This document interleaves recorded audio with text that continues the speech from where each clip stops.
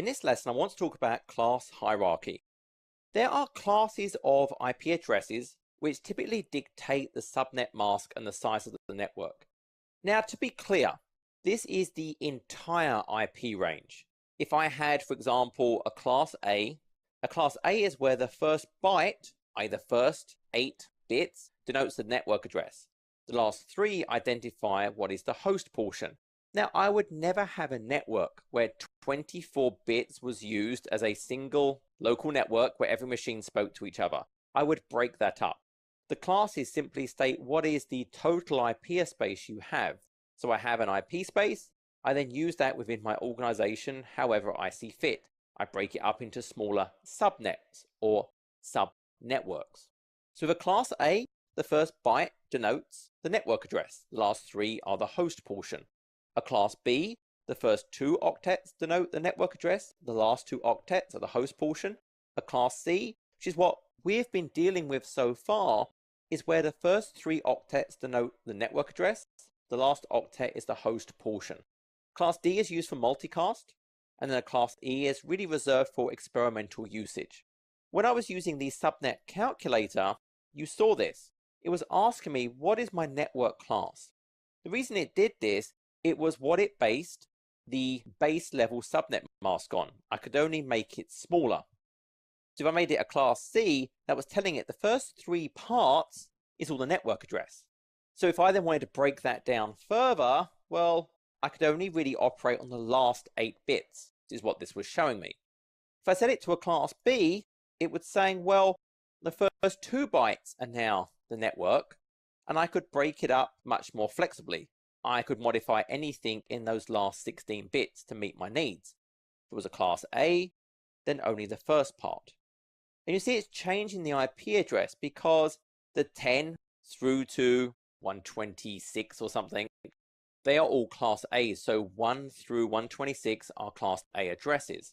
When I change it to B, then that is 128 through 191. If it's class C, then that's 192 through to 223. Then the class D is 224 and class E 240. Now you may wonder why when I'm saying A is it not starting with 1? Why is it doing 10? Why when it's B is it showing me this weird 17216? C, why is it 192168? And we're going to talk about this, but these are special IP address ranges that we typically use internally. IPv4 has a certain size. There's only so many IP addresses available. If I was to go and look, for example, I have a 32-bit address, so each bit can be 1 or 0. What is the total number available? So if I go into my scientific mode, I can do 2 to the power of 32. That's the total number of IP addresses available. So we have about 4,294,000,000, etc. That seems like a lot, but it's really not.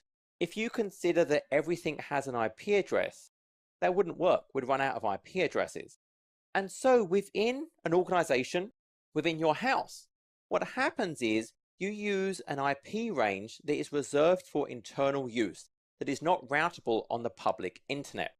And then what happens is there was a technology called network address translation, and you have a gateway at your building, at your house, that does have a public IP address. And it does a conversion. It talks on behalf of that internal address space, and then uses its public IP to talk on behalf of all the machines on that internal network. And so the machines on the internal network do not need valid public IP addresses. They can just use an internal IP address. And I'm going to talk more about these, but that's what these are using. There are 3 sets of IP addresses reserved for internal use that cannot route on the internet, and they are 10.0, 172.16, and 192.168. So that's why you're seeing these default values. So that's what the classes are. The classes are there to really just break up high-level IP spaces. In reality, you really won't deal with these very much. On your internal network, you're going to pick one of those internal IP ranges, and you'll just break it up to meet the needs of whatever direct communication you actually need.